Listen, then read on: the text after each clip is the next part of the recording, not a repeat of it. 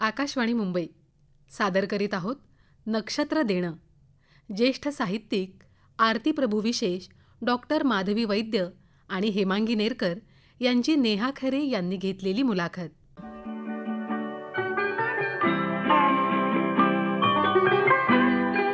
देणे नक्षत्राचे. मराठी साहित्य विश्वात एक अनाम पक्षी थोडाच वेळ फांदीवर बसला आणि उडूनही गेला. पण त्या पक्षाने अंतःकरणातले सूर आळवले. त्या सुरांमुळे सर्व भावविश्व ढवळून निघालं. इतकी त्या सुरातील आर्तता विलक्षण होती. त्या सुरांनी सर्व साहित्य विश्व गंधित झालं. ते सूर आजही विसरले गेलेले नाहीत. त्या सुरांची मोहिनी आजही सर्वांच्या मनात कायम आहे. आणि त्याने दिलेलं नक्षत्रांचं देणं आजही कायमस्वरूपी मनी बसलेलं आहे. हा अनाम पक्षी म्हणजे दुसरं तिसरं कोणी नसून कोकणाने महाराष्ट्राला दिलेलं एक तेजस्वी रत्न चिंत्रम खानोलकर, आरती प्रभू.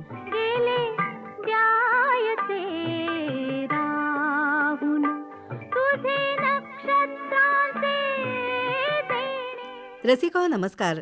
ज्येष्ठ साहित्यिक चिंत्रम खानोलकर अर्थात आरती प्रभू यांच्या आठवणी आज आपण जागवणार आहोत. त्यांनी दिलेलं साहित्यरूपी नक्षत्राचं लखलखीत देणं उलगडण्यासाठी आज आपण इथे आमंत्रित केलेलं आहे खानोलकरांच्या कन्या हेमांगी नेरकर आणि खानोलकरांच्या साहित्याच्या अभ्यासक, त्यांच्या साहित्यावर ज्यांनी PhDची पदवी संपादन केली अशा डॉक्टर माधवी वैद्य यांना. माधवी ते नमस्कार. नमस्कार. आज खरोखरच आमचं भाग्य आहे की खानोलकरांचं साहित्य उलगडून सांगण्यासाठी तुम्ही आमच्या स्टुडिओमध्ये आलेले आहात. तुम्हाला भेटून खरंच खूप आनंद होते दोघींनाही. आणि सुरुवात मला वाटतं हेमांगीताईंपासून करते. आरती प्रभू तुमचे वडील इतके मोठे साहित्यिक, त्यांची प्रतिमा, त्यांची आठवण तुमच्या मनात कशी आहे? खानोलकरांना आम्ही मुलं भाई म्हणत असू. घरी असताना त्यांचा पेहराव लुंगी बनियन हा होता. उलटे विंचरलेले केस, डोळ्यांवर चष्मा, अशा वेशात ते खिडकीच्या कोपऱ्याशी मेज समोर बसून डावा हात मानेवर धरून सतत लिहिणारे, एरझारे घालीत कवितेच्या ओळी गुणगुणणारे, देवाऱ्यासमोर मनोभावे पूजापठण करणारे, आमच्याशी अधूनमधून खेळणारे, आमच्यावर माया करणारे भाई, अशी त्यांची प्रतिमा माझ्या मनात आहे. अरे वा, तुम्ही तर म्हणजे त्यांचं व्यक्तिचित्र आमच्यासमोर उभं केलं. माधवीताई, आरती प्रभू हा विषय आपण PhDसाठी निवडावा हे कसं ठरलं? म्हणजे अनेक साहित्यिक असताना तुम्ही आरती प्रभूंची निवड करताना त्यामागे तुमचा विचार काय होता? हो, बरोबर आहे. माझ्या भाग्याने मी तो निवडला असं मी म्हणेन. कारण मलाही खरं माहीत नव्हतं की मी हा विषय घेईन म्हणून. माझे गाईड डॉक्टर भालचंद्र फडके मला अत्यंत सुंदर असा गायडन्स देणारे माझे गुरुस्थानी आहेत. तर त्यांना वंदन करूनच याचं उत्तर मला द्यायला पाहिजे. कारण फडके सरांच्याकडे मी जेव्हा PhDसाठी गेले नाव नोंदण्यासाठी, तेव्हा त्यांनी मला सांगितलं की हे बघा, तुम्हाला ज्या विषयावरती 4-5 वर्ष काम करायचं आहे तर त्याच्यातलं पहिल्यांदा लक्षात घ्या की तो विषय तुम्हाला आवडीचा पाहिजे. मग तुम्ही असं बघा की एक 3-4 महिने घेतलेत तरी चालतील, पुढचे 3-4 वर्ष सार्थकी लावायची असतील तर तेवढा विषय द्या आणि सगळ्या विषयांचं वाचन करा तुमच्या मनातल्या असतील त्या, आणि मग माझ्याकडे तुम्ही या. तर तेव्हा नामदार गोखले माझ्या डोळ्यासमोर होते, DK बेडेकर माझ्या डोळ्यासमोर होते आणि संत साहित्यातली कवयित्री एखादी घ्यावी असं मला वाटत होतं. आणि एक आधुनिक वाङ्मयाशी नातं सांगणारा असा लेखक असावा, म्हणजे खूप मागे जायचं नाही शोध घेता घेता. तर आपल्या आजूबाजूचेच जे लेखक समर्थपणे लिहित आहेत तर त्यांच्यावरती आपण करू PhD असं मनात होतं. मी 4ही विषय धांडोळले आणि मला असं वाटलं की माझ्या प्रकृतीशी खानोलकरांचं नातं छान जमत आहे. अच्छा, बरं. आणि म्हणून मी फडक्यांच्याकडे गेले आणि सरांना म्हटलं की सर, मला असं वाटतंय की मी चिंतन खानोलकर म्हणजेच आरती प्रभू हा विषय प्रबंधाला घ्यावा. तुमचं काय मत आहे? ते म्हणले माझं काहीच मत नाही, तुम्हाला अभ्यास करायचा आहे, तुम्ही निर्णय द्यायचा, मग आपण पुढे बघू. तर मी खानोलकर निवडला. आरती प्रभूंचं आयुष्य अवघं 46 वर्षांचं आणि इतक्या कमी कालावधीमध्ये, इतक्या कमी आयुष्यामध्ये त्यांनी केलेलं लेखन मात्र अफाट आहे असं म्हणता येईल. सगळ्या प्रकारचं साहित्य त्यांनी निर्माण केलेलं आहे. ह्या सगळ्याचा अभ्यास तुम्ही केलाय, त्याविषयी थोडं सांगा ना मला. मला एक खानोलकर हा विषय घेतल्यानंतर असं लक्षात आलं की चिंतन खानोलकर हा विषय खूप आव्हानात्मक आहे. कारण एखादा लेखक एखाद्याच विषयात खूप सुंदर कामगिरी करत हो. असतो, की कादंबरीत तर कादंबरीत, कवितेत तर कवितेत, नाटकात तर नाटकात. पण हा लेखक असा आहे की तो सगळे वाङ्मय प्रकार सुंदरपणे हाताळतो. एवढंच नाही तर प्रत्येक वाङ्मय प्रकारामध्ये स्वतःचा म्हणून असा एक ठसा तिथे उमटवून जातो. खरे. आणि हे विलक्षण आहे. आणि हे मी खरंच सांगितलं ना की हे प्रतिभेचं देणंच त्यांना एवढं होतं की कुठल्याही आलेल्या अडथळ्यांना, मग ते आर्थिक असोत, व्यावसायिक असोत, मानसिक असोत किंवा कुठलाही असो, त्याला न जुमानता हा लेखक लिहित राहिला. आणि अल्पावधीत त्यांनी जी निर्मिती केली ना, ती बघून तर अवाक व्हायला होतं. इतकी त्यांची प्रतिभा प्रचंड वेगाने पुढे जात होती. म्हणून तर त्यांनी लिहिण्याचा सगळ्यात म्हणजे तसा कालखंड कमी, हा. पण त्याचं कर्तृत्व हे अफाट आहे. म्हणजे अजून सुद्धा मला कसं कोणी विचारलं ना, तर तुला दुसरा जन्म दिला आम्ही, तर तू काय मागशील देवापाशी? हा. तर मी असं म्हणेन की देवा मला असं आयुष्य दे की त्याच्यात मला परत एकदा खानोलकरांवर अभ्यास करू देत. अच्छा. पण म्हणजे इतकं पुन्हा पुन्हा मोहात पाडणारं, आकर्षित करणारं असं खानोलकरांचं साहित्य आहे की तुम्ही तर PhD साठी प्रचंड अभ्यास केलात, त्यानंतरही अनेक कलाकृती तुम्ही त्यांच्यावरती निर्माण केल्यात. हो. आणि त्या प्रत्येक वेळेला नवा अभ्यास, नाही का? म्हणजे खानोलकर हा विषय ना किंवा आरती प्रभू हा विषय मी सगळ्या माध्यमातून मांडला. हा. मी त्याचे म्हणजे व्यासपीठावरून तो सादर केले कार्यक्रम त्याचे, नंतर कवितांवरती त्यांच्या. कवितांवरती केले, नंतर माहितीपट केला, हा. नंतर कविशब्दांचे ईश्वर म्हणून जी मालिका आहे त्याच्यामध्ये एपिसोड फार पुलंना तर फारच आवडला होता तो. म्हणजे पु ल देशपांड्यांनी माझा तो खानोलकरांच्यावरचा एपिसोड बघितला, सुनीताबाईंनी बघितला अरे वा. एपिसोड. आणि पु ल आणि सुनीताबाई हे रसग्रहण करणारे माझ्यासाठीचे देव होते. अगदी. तर त्याच्यामुळे त्यांनी मला जेव्हा असं शाबासकी दिली. सांगितलं हा. की अतिशय अप्रतिम तुम्ही केलेलं आहे काम, तेव्हा तर मी भरून पावले. वा. नंतर मग अग्निदिव्य म्हणजे अगोचर त्यांची कादंबरी, त्याच्यावरचा अग्निदिव्य हा सिनेमा करायचं ठरलं. अजित शिरोळेंनी त्याचं दिग्दर्शन केलं, पण त्याच्या संहितेवरती मी आणि राज काझींनी परत एकदा काम केलं. तर असं अनेक प्रकारे खानोलकर मी वेगळ्या वेगळ्या माध्यमातून मांडला. आकाशवाणीवरच मांडायचा राहिला होता. ती माझी इच्छा आज आपण पुरी करता. आज ही आमच्यासाठी फार मोठी संधी आहे असं म्हणेन मी, भाग्य आहे आमचं. हेमांगीताई, भाई तुमचे वडील म्हणजे आरती प्रभू, तुम्ही त्यांची आठवण सांगताना असं म्हणालात की ते सतत मानेवर हात ठेवून काहीतरी लिहित असायचे. म्हणजे सातत्याने लिहिणारी मूर्ती ही तुमच्या मनामध्ये पक्की आहे. हो हो. पण घरामध्ये त्यांचं वागणं कसं असायचं? ते शांत होते, गंभीर होते की गप्पिष्ट होते? ते गप्पिष्ट होते, सतत बोलतच असायचे घरामध्ये आणि जास्तीत जास्त ते त्यांच्या आईशी बोलायचे. बर. आणि माझ्या आईची सतत मस्करी करायचे आणि मिश्किलपणा खूप होता बोलण्यामध्ये, हसण्यामध्ये वगैरे. आणि मनाविरुद्ध काही झालं तर मात्र खूप चिडचिड व्हायची त्यांची आणि थोड्या वेळात स्वतःहून शांतही व्हायचे. आणि आम्हा मुलांच्या दंगामस्तीमध्ये ते सामील व्हायचे. घरात फारच गमतीशीर असायचे. एक गंमत म्हणून गोष्ट सांगते. गणेश भुवन चाळीमध्ये राहत असताना आम्ही 4ही भावंड 7वीपर्यंतचं शिक्षण म्युन्सिपाल्टीच्या शाळेत झालेलं आहे आमचं. तर ही शाळा घराच्या अगदी जवळ होती. मी आणि माझी धाकटी बहीण शिरीष आम्ही दोघी एकत्र शाळेत जायचो आणि एकत्र घरी यायचो. आणि घरी यायला जर 5-1 मिनिटं जरी उशीर झाला तरी आमचे भाई आम्हाला आमच्या शाळेच्या गेटपाशी घुटमळताना दिसायचे. अच्छा. बर. आम्ही दिसताच मिश्किलसं हसून म्हणायचे, तुमच्यासाठी नाही हा आलो, इथून जाता जाता सहज डोकावलं, घरी लवकर जा पाहू, आई वाट बघते. म्हणजे एकीकडे त्यांना काळजी होती पण ते दाखवून द्यायचे नाहीत. आणि आम्हाला हे माहिती असायचं, मला आणि माझ्या बहिणीला, त्यामुळे आम्ही टाळी देऊन खूप हसायचो. वा. तर साधारण असा स्वभाव होता, हळवा, थोडासा घाबरट वगैरे. त्यांनी आत्ता जो शब्द वापरला की हळवे होते, मला वाटतं अत्यंत संवेदनशील प्रतिभावान साहित्यिक असे आरती प्रभू.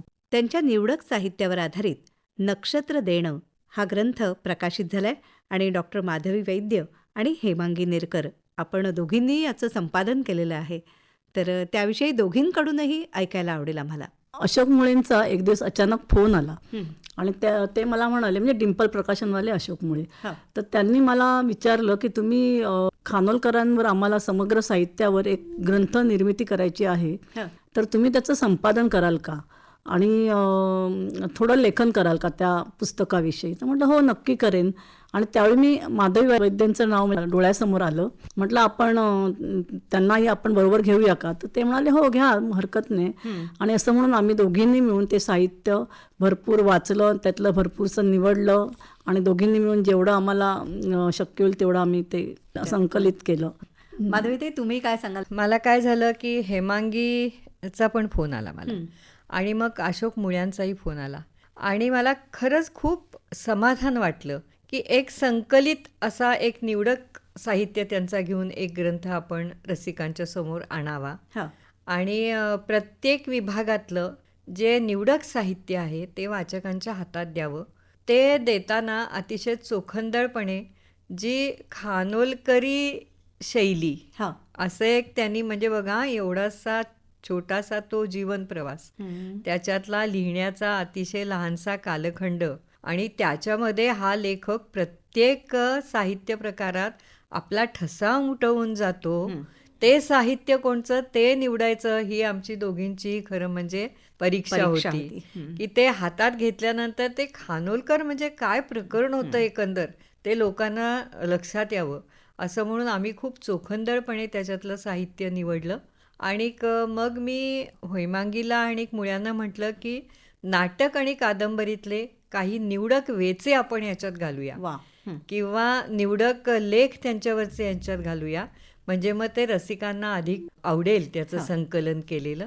तर अशा प्रकारे तो ग्रंथ मग सिद्ध झाला. आणि त्याच्यामध्ये तुमचा स्वतःचा लेख अभ्यास पूर्ण अतिशय मोठा दीर्घ लेख म्हणजे ती प्रस्तावना आहे ती. हां, तर ते सगळं म्हणजे मी त्यांच्यावरती अभ्यास केल्याचं सार आहे खरं. पीएचडीचा प्रबंध तर खूपच मोठा असेल तर त्याच्यापेक्षा हे निराळं हे निराळं काम, म्हणजे ते सगळं एकत्र करून त्याचं सार काढून लोकांच्या समोर मांडायचं. परत ते असं की खानोलकरांच्या सारखा अवघड विषय त्यांच्या हातात देताना तितकं अवघडही नाही झालं पाहिजे, तितकं त्यांना प्रियही वाटलं पाहिजे आणि अशा प्रकारे तो हातात ग्रंथ घेतल्यानंतर ते वाचू शकतील ताकदीने अशी पण आपली कामगिरी झालं पाहिजे. तर असं एकंदर सगळं आणि अतिशय सुंदर अभ्यासपूर्ण असा हा ग्रंथ झालेला आहे. आणि त्याच्यामध्ये तुम्ही म्हणालात त्याप्रमाणे काही गद्य साहित्यातले वेचे जसे आहेत तशा उत्कृष्ट अशा कविताही आहेत. त्याचप्रमाणे त्याच्यामध्ये पंडित हृदयनाथ मंगेशकर यांचा एक लेख आहे, आणखीही काही उपाधींचा सुद्धा लेख आहे. असं सगळं त्याच्यामध्ये छान सामावलेलं आहे. म्हणजे नेमकेपणाने आपल्याला जर का खानोलकर समजून घ्यायचे असतील तर ह्याचा नक्कीच या ग्रंथाचा उपयोग होऊ शकतो असं म्हणता येईल. धन्यवाद. आता हा ग्रंथ तर सिद्ध होतोय, पण ह्याचं नाव काय ठेवायचं अशी आमची दोघींची चर्चा झाली. खरं म्हणजे हे देणंच आहे, लेखकाचं रसिकांना देणं आहे. आणि ते कसं आहे तर ते नक्षत्रासारखं आहे. पण नक्षत्रांचे देणे असं जर म्हटलं असतं तर ते आरती प्रभूंच्या कविता संग्रहाचं नाव होतं. म्हणजे मग लोकांचा परत सगळा गोंधळ उडाला असता की हे नक्षत्रांचे देणे म्हणजे कविता संग्रह आहे का, यांचा हा एकत्रित केलेला संबंध एक साकल्याने निर्माण केलेला ग्रंथ आहे, काहीच त्यांना समजलं नसतं. तर म्हणून मग मी म्हटलं की आपण असं करूया का, नक्षत्र देणं असा आपण शब्द तिथे घेऊया, निवडूया पुस्तकासाठी. आणि मग आम्ही तो तसा निवडला आणि मला असं वाटतंय की रसिकांनी प्रतिसाद चांगला दिलाय, आवडतंय. तर हे नक्षत्र देणं ना, खानोलकरांची ती कविता आपण आता ऐकली, पंडितजींनी संगीतबद्ध केलेली.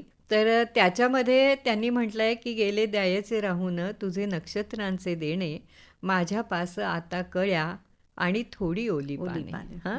फार सुंदर असं ते आहे. तर हे कसं खानोलकरांनी हे का म्हटलं असेल तर माझ्या अभ्यासातून मला असं समजलं की खानोलकरांचा जवळजवळ आयुष्याचा 3/4 भाग हा कोकणामध्ये गेलेला आहे. मग ते मुंबईला आले पण मुंबईच्या जीवनाशी ते तसे एकरूप झाले नाही. नाहीत, होऊ शकले नाहीत. त्यांचा कोंडमारा व्हायचा मुंबईमध्ये राहताना. आणि मग त्यांना ते परत परत कोकणातले दिवस, कोकणातले व्यक्ती, कोकणातला निसर्ग, कोकणातलं वातावरण असं सगळं आठवायचं. तर त्यांचा एक पॅसेज तुम्हाला त्यांनी लिहिलेला वाचून दाखवते. जरूर. तर खानोलकर एके ठिकाणी म्हणतात की कोकणचा निसर्ग नुसताच देखणा नाही, चांदण्या रात्री पाहिलं तर तिथली नदीकाठची झाडं माडं घरं काही वेगळीच दिसतात, स्वतःतच गबगार पारखरासारखी पडून राहिलेली. हा निसर्ग जेवढा वरवरून कोमल तेवढाच अंतरी रौद्र भीषण आहे आणि त्यावरचा माणूस भलताच तालेवार. या माणसाच्या जगण्या मरण्यानं तिथल्या मातीचा स्वभाव घडला आहे, अथवा तिथल्या मातीत या माणसांच्या जीवन मरणाच्या रेषा वाकवलेल्या आहेत. माझ्या कादंबरीतील माणसं लोकांना कित्येकदा वेडसर विचित्र वाटतात. अहो, पण ती आहेत या कोकणातली. मी लहानपासून पाहत आलोय त्यांना. ती वेडसर विचित्रच आहेत, तरी पण खूप सोशी, खूप शहाणी आहेत. डोळ्यातल्या अश्रूंपेक्षा तोंडावरची शिवी भाडकन दिसते. हा दोष त्यांचा नव्हे, हा त्यांचा धर्म आहे. या माणसांची खूप जमतं माझं, खूप. त्यांनी मला लिहायला शिकवलंय. त्यांच्यामुळे मी लेखक झालो, त्यांच्यामुळे मी लेखक झालो. गेले द्यायचे राहून तुझे नक्षत्रांचे देणे, माझ्या पास आता कया आणि थोडी ओली पाने. ही त्यांची विनम्र भावना आहे या कोकणच्या विषयी, तिथल्या माणसांविषयी. त्यांनी त्यांचा पिंड पोचला त्याच्याविषयी, म्हणजे पिंड म्हणजे साहित्यिक पिंड पोचला त्याच्याविषयीचं त्यांचं हे म्हणणं आहे, असं माझं मत आहे. वा, खूप छान उलगडून सांगितलं तुम्ही माधवीताई. बागलाची राई आणि कोकणातली तिथली माणसं सगळी, सिंधुदुर्गातली, आणि तिथला निसर्ग आणि माणूस हे त्यांनी एकत्वाने पाहिलेलं आहे असं म्हणता येईल. हो. आरती प्रभू हे नाव मात्र थोडंसं वेगळं वाटतं. तर चिंत्रेम खानोलकर यांचं आरती प्रभू हे नामकरण कसं झालं त्याविषयी आम्हाला सांगाल का?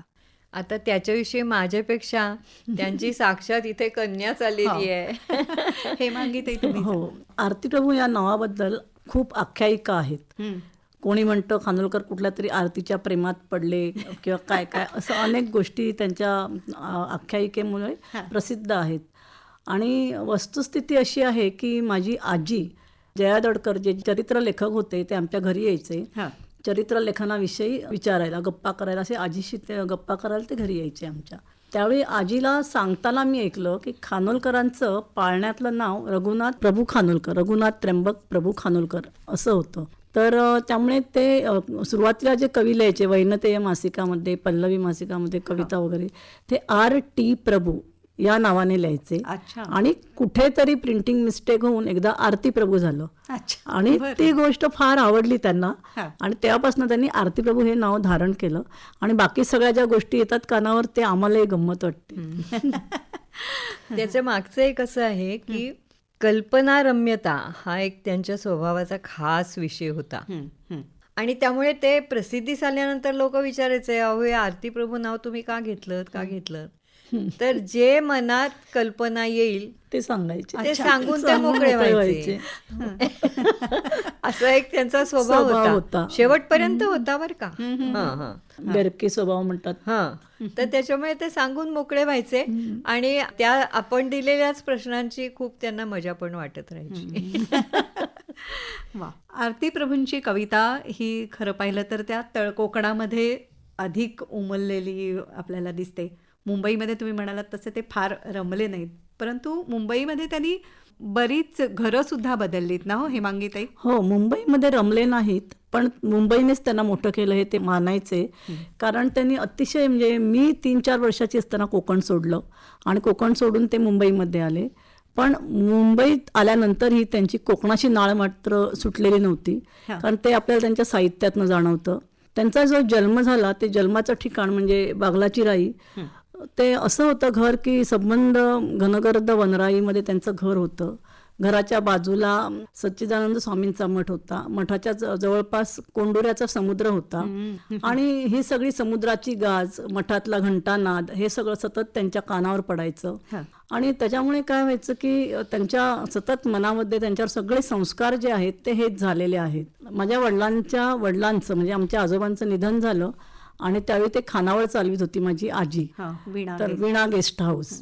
आणि ती खानावळ चालवणं म्हणजे त्या काळामध्ये आजीने उचललेलं हे धाडसी पाऊल होतं, कारण त्या काळात विधवा महिला घराच्या बाहेर पाऊलही ठेवत नसत. हां. तर अशा काळामध्ये माझ्या आजीने ती खानावळ सुरू केली आणि ती फार छान चालायची सुरुवातीला. नंतर एक बारवालं रेस्टॉरंट त्यांच्या समोर सुरू झालं आणि मग तो धंदा बंद झाला, म्हणजे मंदावला. हां. आणि अशा वेळी मग खानोलकरांनीच निर्णय घेतला की आपण मुंबई गाठावी.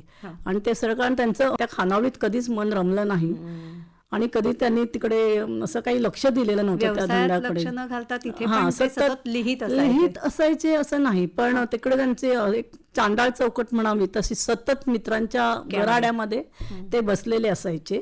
आणि त्यानंतर मग त्यांनी एक दिवस निर्णय घेतला की नाही बाबा, इथे आपल्याला काही होणार नाहीये. मग त्यांनी कोकण सोडायचं ठरवलं आणि ते मुंबईमध्ये आले. आणि त्यावेळी सुरुवातीला आम्हाला ते मुंबईमध्ये येताना त्यांनी आम्हाला बागलाच्या राईलाच मामाकडे सोडलं आणि स्वतः फणसवाडीमध्ये गिरगावला त्यांचे मामा, दुसरे मामा राहायचे, त्यांच्या घरी ते आले. आणि मग माझ्या आईने त्यांना ऐकवलं की बाबा नाही, आम्हाला असं राहायला आवडत आहे. मग त्यांनी कर्जतला जागा घेतली आणि आम्हाला कर्जतला आणलं आणि त्यानंतर मग घरं बदलत बदलत बदलत आम्ही मुंबईमध्ये मालाडला स्थायिक झालो. अच्छा. एकूण आर्थिकदृष्ट्या फारशी स्थिरता त्यांना नव्हती खानोलकरांना. आयुष्य आपण जसं म्हणतो सुखदुःखाचे दोन्ही धागे, तसे खानोलकरांच्या बाबतीत हे दुःखाचे धागे त्यांच्या वाट्याला आले. ते त्यांच्या लेखनामध्ये कसं प्रतिबिंबित होतं? एकदा काय झालं की माझे वडील म्हणजे आमचे भाई एका मिरवणुकीमध्ये गेलेले होते आणि त्या दरम्यान माझे दोन्ही भाऊ, एक मोठा भाऊ आणि एक त्याच्या मागचा अविनाश, त्र्यंबक आणि अविनाश, दोघांनी मिळून एक शेतामध्ये जे खत घालतात ते खत खाल्लं. आणि हां, त्याच्यामध्ये अविनाश म्हणून जो भाऊ होता धाकटा, तो तडकाफडकी गेला आणि थोरला भाऊ खूप आजारी झाला, पण तो वाचला. आणि त्यावेळेला भाई काही केला येईपर्यंत वैद्याकडे जायलाही वेळ नव्हता.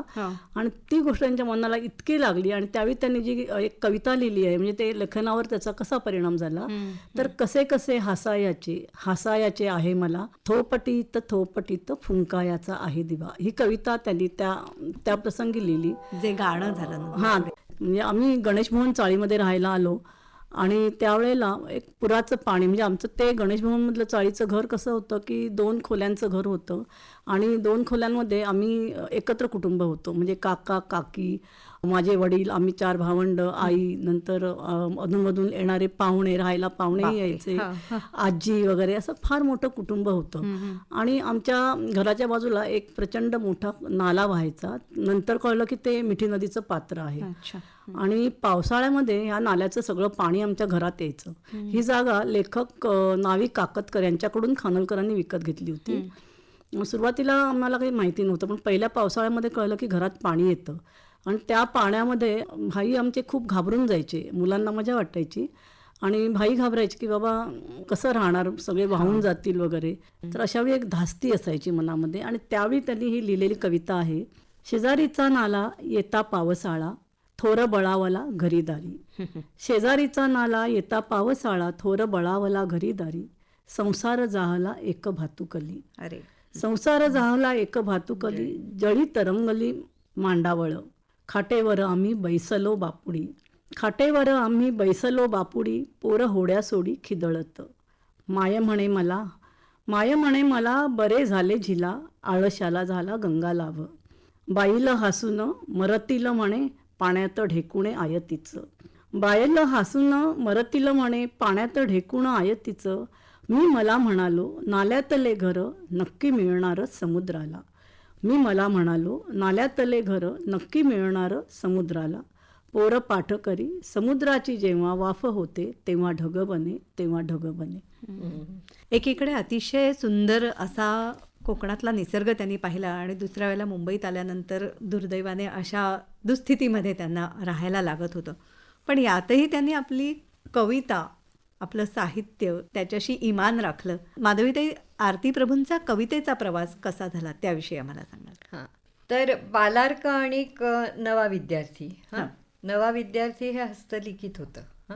हे त्यांचं अगदी पहिलं लिखाण. म्हणजे त्याच्यानंतर नवा विद्यार्थीमध्ये श्री नेरुरकरांनी कवी पुष्पकुमार परिचय असा एक लेख हा माझी विद्यार्थ्यांचा परिचय मालिका होती, त्याच्यामध्ये लिहिला. अरे वा. आणि त्याविषयीचं त्यांनी ते भाकीत केलं की हा विद्यार्थी आहे तो खूप प्रतिभावान आहे आणि त्याचा भविष्यकाल फार उज्ज्वल आहे, असं त्यांनी त्याच्यात म्हटलेलं होतं. आणि त्याच्यानंतर 1954 साली सत्यकथेमध्ये शून्य शृंगारते ही कविता प्रसिद्ध झाली, श्रीपू भागवतांच्या श्रीपू भागवतांच्या सत्यकथेमध्ये. आता प्रत्येक तेव्हाच्या लेखकाला असं वाटायचं की आपली कथा किंवा कविता ही सत्यकथेत आली पाहिजे. खानोलकर तर साहित्य वेडे होतेच. तेव्हा ते इंदिरा संतांच्या कविता सुंदर म्हणायचे, म्हणजे त्यांच्या पाठ असायच्या. विंदा करंदीकरांच्या कवितेच्या आवडीने त्यांनी स्वतःची परीक्षाही चुकवलेली होती की विंदांच्या कवितेपुढे परीक्षेची काय मातब्बरी म्हणून. तर असे हे खानोलकर, त्यांना असं वाटत होतं की आपलं काहीतरी सत्यकथेत आलं पाहिजे. तर त्यामुळे त्यांनी एक शून्य शृंगारते नावाची कविता ही श्रीपूंच्याकडे पाठवली आणि त्यांची ती कविता तेव्हा प्रसिद्ध झाली. शून्य शृंगारते या नावाने खाली आरती प्रभू अशी सही झालेली होती. ती कविता अशी आहे. आता सरी वळवाच्या ओसरू लागल्या, भरे निळी नवलाई जळी निवळल्या, गंध गर्भ भुई पोटी ठेवून वाळली, भुई चंपकाची पाने कर्दळीच्या तळी. आता हिरव्यात फुले पिवळा रुसवा, गगनास मेघांचा हा पांढरा विसावा. आता रात काजव्यांची माळावर झुरे, भोळी निर्झरी मध्येच बरळत झरे. शून्य शृंगारते आता होत हळदिवे, शून्य शृंगारते आता होत हळदिवे. किती नादमधुर आहे, सुंदर आहे. ही कविता त्यांनी सत्यकथेत पाठवल्यानंतर, ती सत्यकथेत छापून आल्यानंतर त्यांना विलक्षण आनंद झाला. त्याच्या आधी त्यांच्या कविता वैनतेयनी सुद्धा प्रसिद्ध केल्या होत्या. अगदी सुंदर वेलबुट्टीची चौकट टाकून वैनतेयात त्यांनी कविता एक प्रसिद्ध केली होती. पण त्या कविता चिन खानोलकर या नावाने होत्या. नंतर मात्र त्यांना खूप बरं वाटलं असेल नक्कीच, आणि त्यांनी धडाकून लेखन करायला सुरुवात झाली. त्यांच्या ह्या कवितेची एक थोडीशी झलक तुम्ही ऐकवली. त्याच्यात सुद्धा रंग रूप रस गंध किती ते टिपत होते निसर्गातलं. हा कोकणातला निसर्ग जोगव्यात दिसतो. जोगव्यामध्ये अशा हळव्या कविता येतात. बरं. दिवे लागण मधली सगळी जी कविता आहे ती मृत्यूच्या दाट सावलीखालची कविता आहे असं माझ्या लक्षात आलं. आणि नक्षत्रांचे देणे मधली जी कविता आहे ती अत्यंत परिपक्व प्रतिभेचा आविष्कार आहे असं मला वाटतं. वा.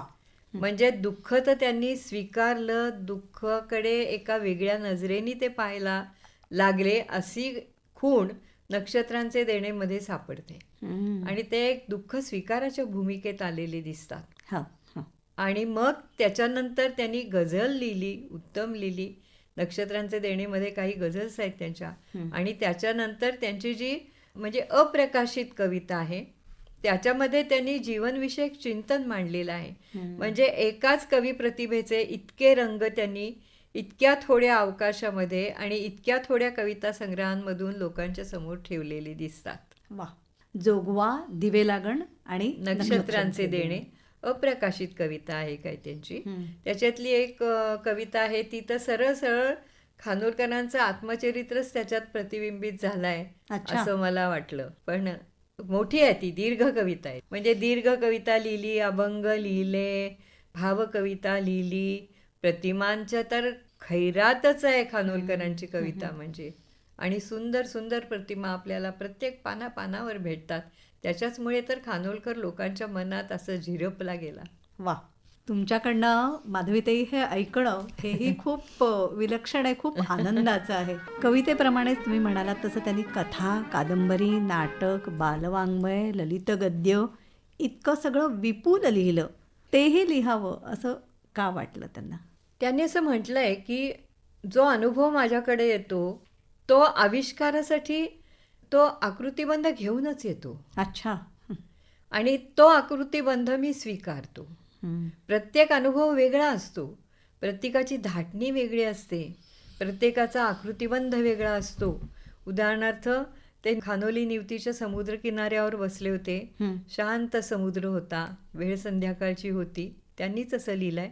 आणि लाटावर लाटा येत होत्या आणि त्या येत असताना मला असं वाटलं की हे निसर्गाचं नर्तन चालू आहे, अच्छा. लाटावर लाटा, आणि मग त्याच्यातून एक एक एक एक अनुभूती येत येत येत येत तो प्रतिमा हे गद्य काव्य किंवा संगीतिका अशी ती साकारली गेली. तर हे असं त्यांचं लिखाण होतं, उत्स्फूर्त होतं, खूप उत्स्फूर्त होतं. आणि मग आलं की ते झरझर लिहून मोकळे व्हायचे, थांबायचीच नाही ती लेखणी. तर असा तो प्रत्येक घाट वेगळा वेगळा वेगळा वेगळा असा आला.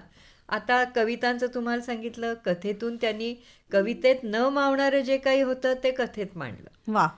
कथेत जे न मावणारं होतं तो मोठा पट त्यांनी कादंबरीमध्ये. कादंबरीमध्ये. कथेचा जीव छोटा होता, कादंबरीचा जीव मोठा, त्यामुळे ते कथेत न मावणारं त्यांचं कादंबरीत आलं, अनुभवाचा पट मोठा झाला. आणि मग जे जीवनविषयक चिंतन होतं आणि जी माणसं त्यांना अशी कापून डिसेक्शनसारखी करावी असं वाटत होतं, माणसाच्या अंतरंगापर्यंत पोचावं असं वाटत होतं, ते सगळे विचार त्यांनी नाटकात मांडले. वास्तव दर्शन, माणसाच्या जीवनाचं वास्तव दर्शन, म्हणजे एखाद्याचं डिसेक्शन करावं ना, तसं त्या माणसाचं असं डिसेक्शन करून त्यांनी मांडलेलं आहे. आता असं डिसेक्शन कवितेला झेपलं नसतं, कथेलाही झेपलं नसतं, कारण त्याच्यामध्ये संवाद आले. मग तर असं ज्यांना संवादातून अभिव्यक्ती द्यावी असं त्यांना वाटत होतं, ते त्यांनी नाटकातून मांडलं. रात्रकाळी घागरकाळी ही त्यांची पहिली कादंबरी. तृणसंगीत, अजगर या आणखीन काही वादळ उठवणाऱ्या अशा त्यांच्या कादंबऱ्या किंवा नाटकं त्यांची सांगायची तर 1-0 बाजीराव, न नायक त्याच्यामध्ये त्यांनी उभा केला होता, अजबन्याय वर्तुळाचा. हे असं सगळं एकीकडे गद्य साहित्य, पण तुमच्या दृष्टीने ते कवितेमध्ये सर्वाधिक रमले का, काय सांगाल? हो, त्यांचा पिंड खरा कवीचा. ते जन्मतःच कवितेची देणगी घेऊन जन्मले असं म्हणावं लागेल. इतकी त्यांची कविता ही खरी खरी निपजलेली होती. म्हणजे माझ्या मते आपल्या मातीतला खरा कवी कोणचा, तर तो आरती प्रभू असं म्हणावं लागेल. आणि त्यामुळे त्यांची कविता ही लखलखती होती. त्याच्या खालोखाल म्हणजे माझंच नाही, श्रीपूंनी सुद्धा हे सांगितलेलं आहे, श्रीपू भागवतांनी, की पहिल्या प्रतीची जर त्यांची निर्मिती, साहित्य निर्मिती कोणची म्हणावी असं तुम्ही जर विचाराल मला, तर पहिली कविता, त्याच्यानंतर येते कादंबरी, त्याच्यानंतर कथा म्हणजे सनई आणि राखी पाखरू हे 2 कथासंग्रह, आणि त्याच्यानंतर नाटक. हे त्यांची अशी प्रतवारी. खरं म्हणजे प्रतवारी त्यांची लावण्याच्या पलीकडे तो लेखक होता. परंतु असं जर अगदी काटेकोरपणेच जर कोणी विचारलं तर अशी उत्तरे द्यावी लागतात. वा. आणि कवितेतल्या या प्रतिमा किंवा त्यांच्यातला कवी हा त्यांच्या या सगळ्या गद्य साहित्यातही भेटत राहील आपल्याला. हो, कारण तो त्यांचा आद्य धर्म होता. त्यामुळे त्यांच्या कथांमध्ये प्रतिमा आल्या, नंतर कादंबरी तर आल्याच आल्या, नंतर नाटकातून आल्या. आता काही असं पण आहे बरं का, म्हणजे पिशी नावाची त्यांची एक कविता आहे, त्याच्यावरून त्यांनी त्या मोनी भागी म्हणून त्यांच्या कथेत येणारे कॅरेक्टर आहे, तिचं कॅरेक्टर त्या कवितेतून पुढे बघायला मिळतं. नंतर झाडे नग्न झाली रहस्यरंजनमध्ये एक कथा छापून आली, त्याच्यातून पुढे रात्रकाळी घागरकाळी आलं. तर अशा त्यांच्या अनेक आहेत की त्याची बीज ही कवितेतच होती, किंवा ती छोट्या साहित्य प्रकाराच्या आकृतीबंधाच्या दृष्टीने छोट्या असणाऱ्या साहित्य प्रकारामध्ये होती, आणि मग ती पुढे विस्तारत गेली असंही दिसतं. आणि दुसरं म्हणजे प्रतिमा त्यांच्या नाटकापर्यंत त्यांना सोडता आलेल्या नाहीत. आता उदाहरणार्थ सांगायचं तर कथा तुम्ही घ्या, कथेत मृत्यूचं प्रतीक म्हणून त्यांची एक हाक म्हणून काही कथा आहे, त्याच्यामध्ये एक चित्रकार असतो. ती कथा तुम्ही वाचली तर त्याच्यात येणारं उंबरठ्यावर पसरलेला असा काळा नाग हे मृत्यूचं प्रतीकच आहे. अशी प्रतिमान प्रतिकं अशी जिथे तिथे विखुरलेली आहेत. त्याच्यानंतर कादंबऱ्या घेतल्या तर रात्रकाळी उत्तर काळीमध्ये उपडी घागर येते तिच्या नशिबी, आणि ती उपडी घागर आली ना की म्हणजे एकीकडे ते सामर्थ्यही असतं, दुसरीकडे मर्यादा पण असतात. कारण उपडी घागर एकदा त्यांनी स्वीकारली की ती कधीच भरली जात नाही. म्हणजे मग माझ्या मते अभ्यासक म्हणून कादंबरीच्या सगळ्या ज्या बहरण्याच्या मर्यादा असतात ना, त्या प्रतीकामुळे सगळ्या खुंटतात असं मला वाटतं. किंवा 1-0 बाजीराव असं जर घेतलं तर मग माणसाची शून्यत्वाकडे होणारी वाटचाल असं ते जे आहे रूप, तर ते समोर येतं. किंवा कालाय तस्मै नमः असं जर घेतलं तर त्या काळाच्या पलीकडे त्या रेषा ओलांडून जाणाऱ्या व्यक्तिरेखा ते निर्माण करतात. देवाचे पाय म्हणून असंच एक अप्रकाशित नाटक आहे, त्याच्यामध्ये हेच आहे. अवध्य हे अशी प्रतिमा प्रतीकं अशी ते त्यांच्या सगळ्या साहित्य प्रकारांच्या मध्ये विखुरलेली अशी सडा पडलाय प्रतिमा प्रतीकांचा. आणि त्याचं कारण त्यांचा काव्यधर्म आहे. एक सुरेख गुंफण त्या प्रतीकांची, प्रतिमांची ह्या त्यांच्या साहित्यामध्ये आपल्याला हो, पाहायला हो. मिळते. पण काही वेळेला ते म्हणजे काव्याची जी बाजू आहे ना, ती कधी कधी इतर प्रकारांना ती सोसवत नाही. ती कवितेमध्ये सोसवते. कविता ही आत्मगत, आत्मरत होण्याची एक गोष्ट आहे. ती त्याच्यामध्ये मला इतर कशाचाच आधार लागत नाही. पण नाटकामध्ये तसं होत नाही ना. बरोबर. नाटकामध्ये प्रेक्षक असतो आणि त्याला बरोबर घेऊन यावं लागतं. नाटकामध्ये कारागिरी असते. खानोलकरांना कारागिरी हा प्रकार फारसा मानवला नाही. म्हणजे त्यांच्या प्रतिभेची ती रीतच होती, उत्स्फूर्तता. वा. आणि तो उत्स्फूर्त जी हे भाग असतो ना, तो त्यांच्या नाटकांना नाही मानवला. म्हणजे कानेटकरांनी कसं हुकमी असं नाट्यलेखन केलं, कारण त्यांच्या नाटकातली क्राफ्ट्समनशिप ही अगदी पराकोटीला जाऊन पोचलेली होती. प्रत्येक नाटक व्यावसायिक रंगभूमीवरती गाजलं. खानोलकरांचं तसं झालं नाही. खानोलकरांचा तो धर्म नव्हता आणि खानोलकर त्याच्या बाबतीत कधी आग्रही सुद्धा नव्हते. हां. हे विशेष आहे. माधवीताई, याच विषयासंदर्भात काही अन्य मोठ्या लेखकांनी सुद्धा लिहून ठेवलंय. ज्येष्ठ साहित्यिक गंगाधर गाडगीळ यांनी असं म्हटलंय की कवितेत न मावणारा कवी म्हणजे आरती प्रभू. शांताबाई शेळके म्हणतात की आरती प्रभूंची प्रतिमा ही चांगल्या अर्थाने असंस्कारित होती. तिच्यात बौद्धिकता नाही, इतरांच्या साहित्यातून उचललेली संदर्भ संपन्नता नाही, कृत्रिम कारागिरी तर नाहीच. ते एक निखळ भावना, संवेदनांचं विश्व आहे. नाटक हा जो साहित्य प्रकार आहे ना, तो पराश्रयी आहे. त्याला शरण जावंच लागतं इतर गोष्टींना. कारण नाटकाची संहिता ही त्या मानाने कारागिरी केलेली संहिता असते. हां. म्हणजे स्टेजवरती आपल्याला काय दाखवायचं आहे, त्याच्यासाठी किती कालावधी आहे, त्याच्यासाठी बॅकस्टेजला काय पाहिजे वगैरे वगैरे, ध्वनिमुद्रण काय पाहिजे, आदी इत्यादी इत्यादी, अशी ती पराश्रयी आहे. पण तसे इतर वाङ्मय प्रकार नाही आहेत. मग हे पराश्रयी ही जी कला आहे त्याचा साचेबंदपणा हा खानोलकरांच्या प्रकृती धर्माला आणि साहित्य धर्मालाही मानवणारा नव्हता असं म्हणावंसं वाटतं. आणि दुसरं सांगू का, की एक ती नाटकं बघण्यासाठी प्रेक्षकांची सुद्धा एक मानसिक तयारी किंवा मानसिक वय हे प्रौढ असावं लागतं. ते झेपणं हे ते झेलायला सुद्धा प्रौढ असावं लागतं. तर ते प्रौढ वय खानोलकरांच्या तेव्हा त्यांच्या दुर्दैवानी त्यांना लाभलं नाही असं म्हणावं लागेल. 1-0 बाजीराव हे एवढ्या ताकदीचं नाटक होतं हो. म्हणजे त्या नाटकाला हात घालण्याची कोणाची तयारी नव्हती, इतका धाक होता त्या नाटकाचा. मग रंगायनसारखी संस्था आणि माधव वाटवे यांच्यासारखा कलावंत हा पुढे आला आणि ते नाटक करू धजला. विजयाबाई होत्या त्याच्यामध्ये. विजयाबाई दिग्दर्शिका. तर माणसाच्या एकंदर बाह्य आवरणाचे मुखवटे टराटर फाडून त्याचं अंतरंग कसं आहे हे दाखवण्याची धमक ही खानोलकरांच्या लेखणीने नाटकामध्ये केली. आणि ती बघण्याची तयारी ही प्रेक्षकांची नव्हती. हे आपलं दुर्दैव आहे.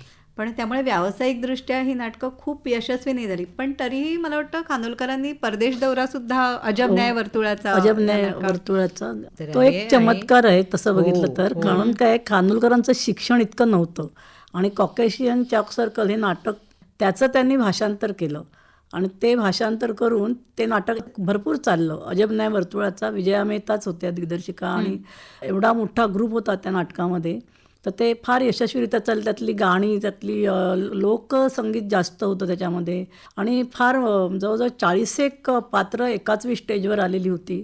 फार अप्रतिम नाटक होतं आणि ते सगळी टीम घेऊन विजया मेहतांबरोबर खानोलकर पण जर्मनी, स्वित्झर्लंड असे सर्व परदेश दौरे करून आलेले आहेत. हे जर्मनचं मूळ. हो, मग जर्मनचं. ते इंग्रजीत आलं आणि मग ते मराठीत हो. खानोलकरांनी केलं. त्याला एक पद्यात्मक लय आहे त्या सगळ्या संवादांना. मला काय जर्मन भाषा माहिती नाही.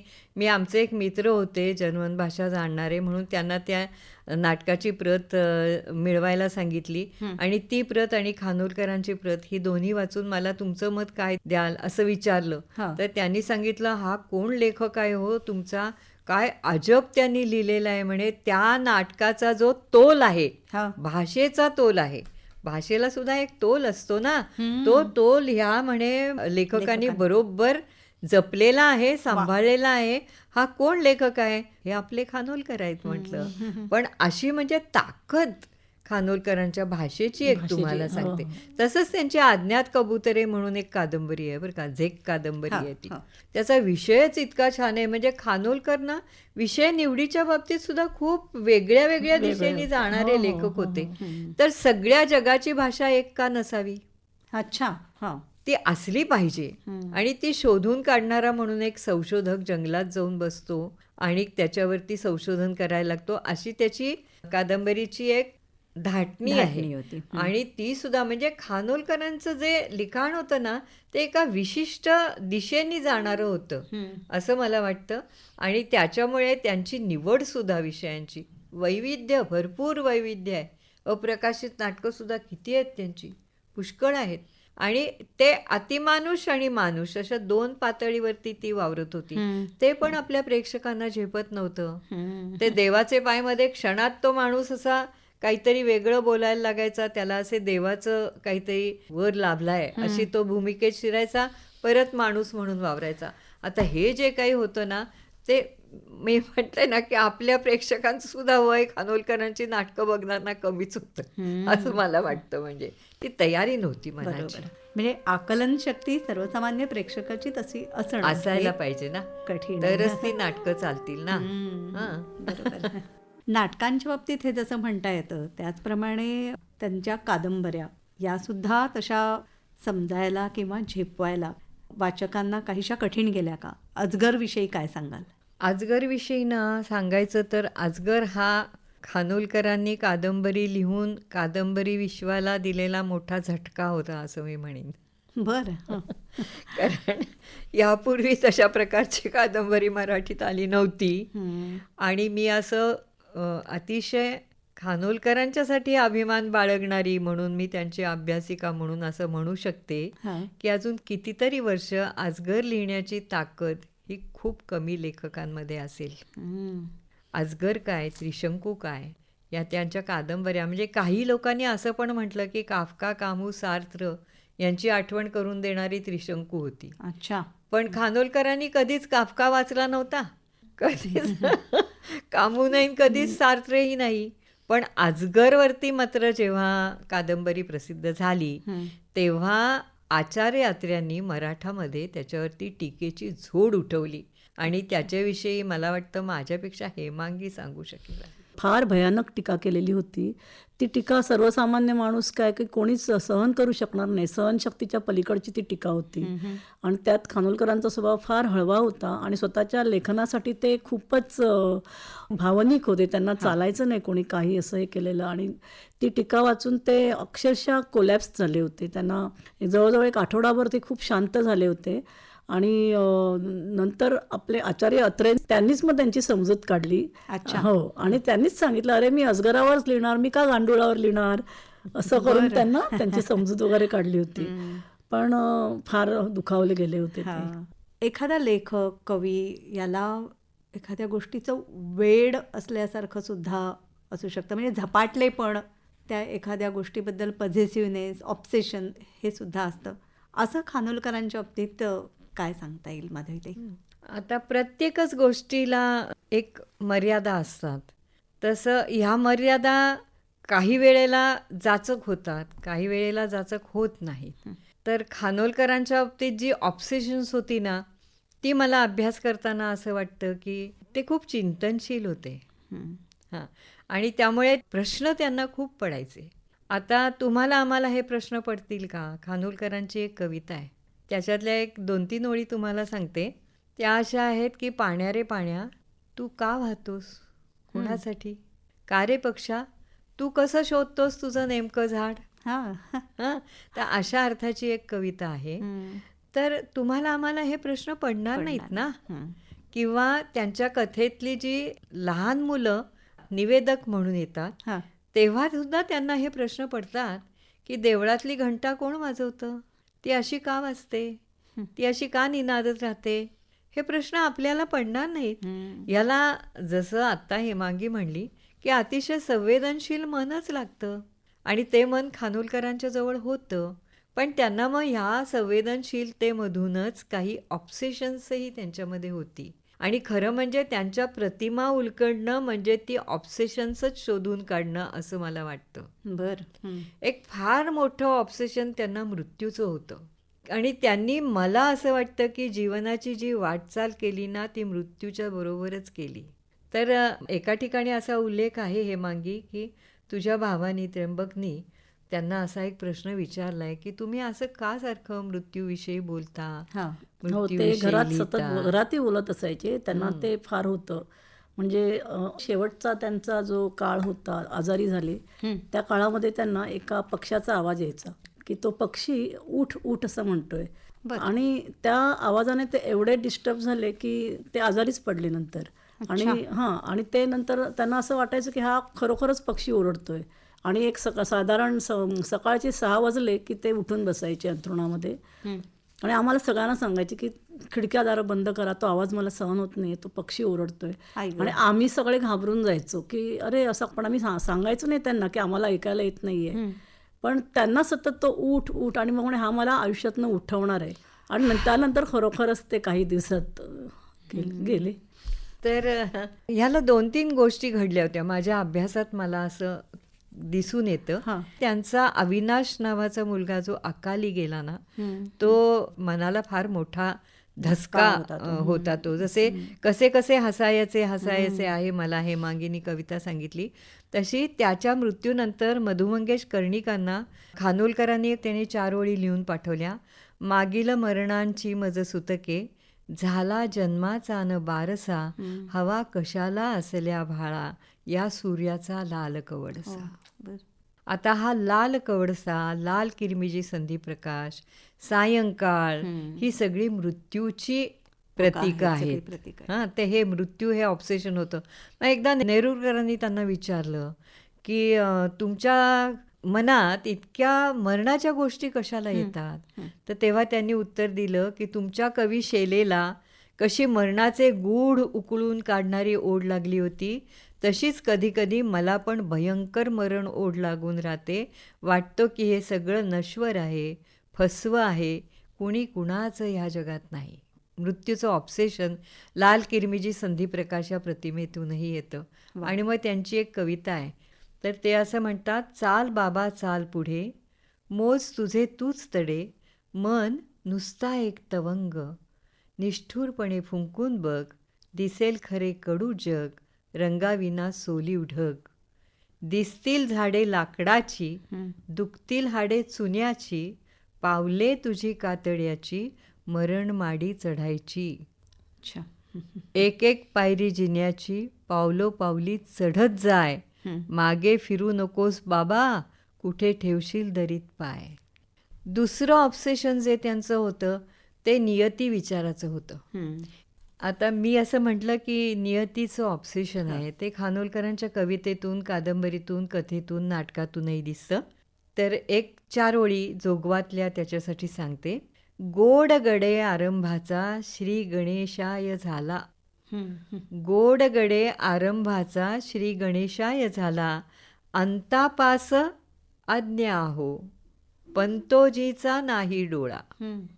सुटकेचा नको श्वास, सुटकेचा नको श्वास, नको आताच सोडूस, आहे अजून पांगळा तुझा माझा गर्भवास, तुझा माझा गर्भवास. ही नियती माणसाला हेलपटवते. माधव अस्वलांनी त्यांच्या साहित्याचा अभ्यास करताना असं म्हटलंय की आयुष्य म्हणजे एक कॅरिडॉर आहे आणि त्याचं एक टोक मृत्यूनी बांधलाय, एक टोक जन्माने बांधलाय. मधल्या अवकाशात फक्त चालणं हे माणसाच्या हाती आहे आणि त्यांचे दोर मात्र नियतीच्या हाती आहे. तर हे एक नियती विचार हा त्यांचं एक मोठं ऑब्सेशन होतं आणि त्यामुळे कशी कोणाला कोणत्या स्वरूपात त्या माणसाची नियती भेटेल हा. हे काही सांगता येत नाही.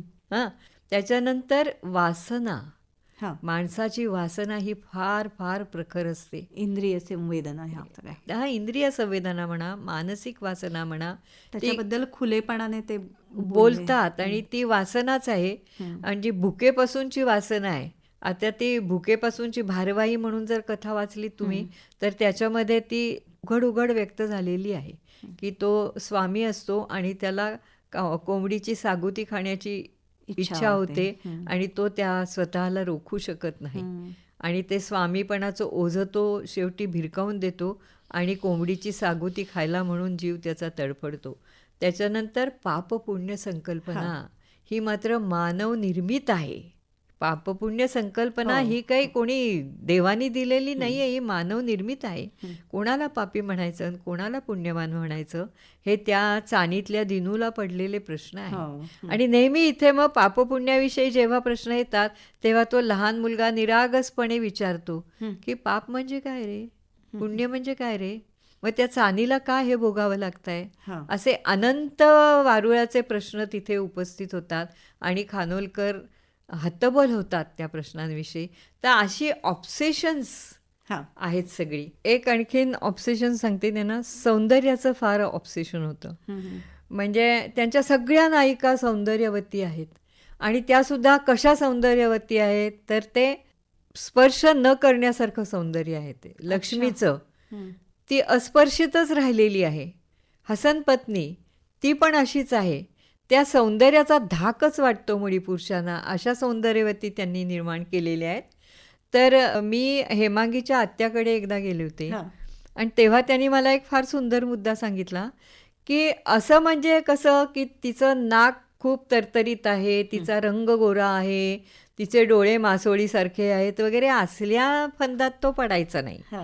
त्यांना एकंदर असं सौंदर्य कुठेतरी भावायचं आणि त्याचं रूप त्याला कुठल्याही प्रकारे झपाटून टाकलेलं असं दिसायचं आम्हाला. म्हणजे कशी की एखादी तरुणी आहे, तिच्या गालावरचा तिळच त्यांना खूप आवडायचा आणि तोच त्यांना इतका सुंदर वाटायचा की त्याच्यात ते वाहून जायचे. तर श्रीश्री उपाध्याय आणि खानोलकर एका बस स्टँडवर बसले होते आणि एक मुलगी, म्हणजे श्रीश्रींनी सांगितलेली गोष्ट आहे, एक मुलगी त्यांच्या समोरून गेली तर ते खानोलकर तिच्याकडे बघत राहिले आणि त्यांनी एक कविताच तिच्यावर करून टाकली. ती कविता अशी आहे, जराच दिसली कोर फटीतून, जराच दिसली कोर फटीतून आणि निसटली पोर दिठीतून. आता ती त्यांच्या समोरून जाण्याचा काळ किती असेल, तर जराच दिसली कोर फटीतून आणि निसटली पोर दिठीतून, झपाटलेला तीळ गालीचा जाता जाता गेला झोंबून. तर असं म्हणजे त्या तिळातच विरघळून जायचे ते. म्हणून त्यांची जी भाषा होती ना ती पण अशी लावण्य सौंदर्यवती होऊन यायची. तर चानी कशी, तर चानी ही अंधार आणि एकांत यांनी घडवलेली मूर्ती असं ते म्हटल्यानंतर आता दिग्दर्शकाची पंचायत ना, अंधार आणि एकांत यातून घडवलेली मूर्ती असं सौंदर्य चानीचं म्हटल्यानंतर आता मी सुद्धा माहितीपट केलेत, मी सुद्धा त्यांचा अगोचर केलाय. अहो माझ्यासमोर तुम्ही म्हणताना छान वाटतो पण मी ती चानी दाखवू कशी. ते म्हणजे भाषे पलीकडचं काहीतरी देणारा हा माणूस होता असं मला नेहमी वाटतं. वा, त्यांचं प्रतिमा विश्व खूप समृद्ध असं होतं, त्याविषयी आम्हाला सांगा. त्यांचं प्रतिमा विश्व अतिशय समृद्ध होतं ते अशा दृष्टीने की त्या प्रतिमा आपल्याला वेगळ्या वेगळ्या वेळी वेगळा वेगळा अर्थ सूचित करायच्या. अनेक अर्थी. त्यांची कवितेचं वैशिष्ट्य म्हणजे ती बहुप्रसवा कविता होती. कोणची कविता चांगली म्हणायचं, ती बहुप्रसवा असली पाहिजे. आता उदाहरणार्थ येरे घना घेऊ, तर येरे घना घन ही प्रतिमा आहे. आता घन ही प्रतिमा तुम्हाला काय वाटेल, पाऊस येऊ दे, पाऊस येऊ दे, कुणाला आठवणी येऊ दे, कुणाला काय शुभ संकेत असतील ते येऊ देत, असं आहे ना ते स्वरूप सगळं. तर ते तसं होतं. पण आरती प्रभूंनी जो अर्थ सांगितलाय ना तो अर्थ अशा प्रकारचा आहे की मुंबईतला कोंडमारा होत असताना ते एका गॅलरीत उभे होते आणि त्यांना अशी कोकणच्या आठवणी दाटून आल्या आणि मग त्यांनी ही कविता लिहिली, ये रे घना ये रे घना. पर ही कविता पूर्ण झालीच नाही. ही नंतर पंडितजींनी जेव्हा रेकॉर्ड करायला घेतली तेव्हा वेळाच्या दृष्टीने त्याच्यात एक कडवं कमी वाटलं. शांताबाई इतक्या उदार मनाच्या की शांताबाई तिथे रेकॉर्डिंगला हजर असताना, तुम्ही देता का शांताबाई लिहून? शांताबाई म्हणल्या, काय हरकत नाही, पण मला त्यांच्यासारखं लिहिणं कसं जमेल? त्यांची कविता ती त्यांचीच कविता. बरं म्हणल्या, पण प्रयत्न करते. त्या लिहायला बसल्या इतक्यात आरती प्रभू आले तिथे आणि त्यांनी नंतर दुसरं एक कडवं लिहून सुद्धा टाकलं आणि त्यांच्या हातात दिलं. वा. म्हणजे परत उत्स्फूर्तता. तसंच त्यांचं रंगप्रतिमा सुद्धा अशाच आहेत. फक्त जोगव्यामध्ये हिरवा पिवळा रंग दिसतो कवितांमध्ये.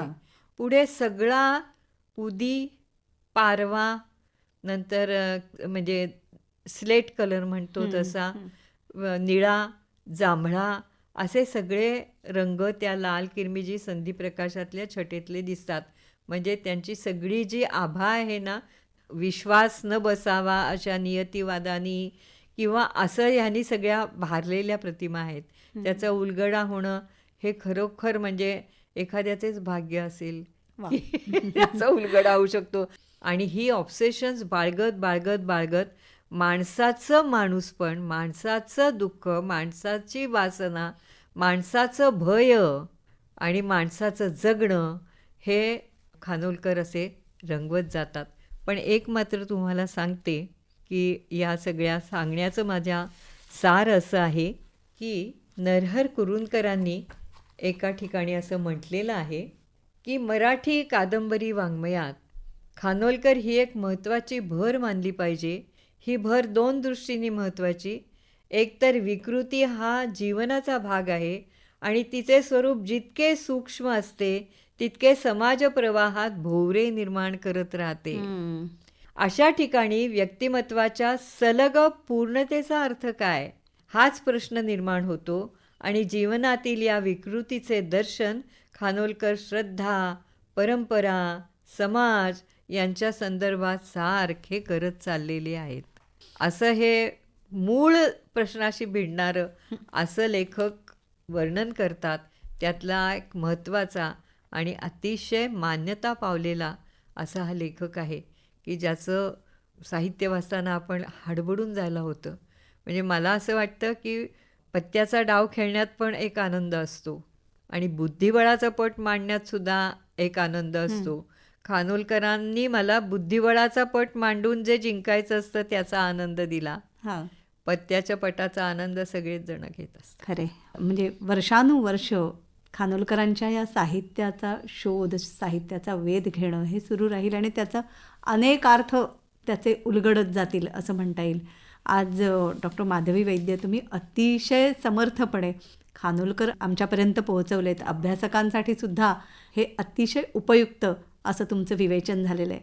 तुम्ही इथे आलात आणि आमच्याशी संवाद साधलात, मनापासून आभार मानते. धन्यवाद. नेहाताई, माझे कसले आभार मानता.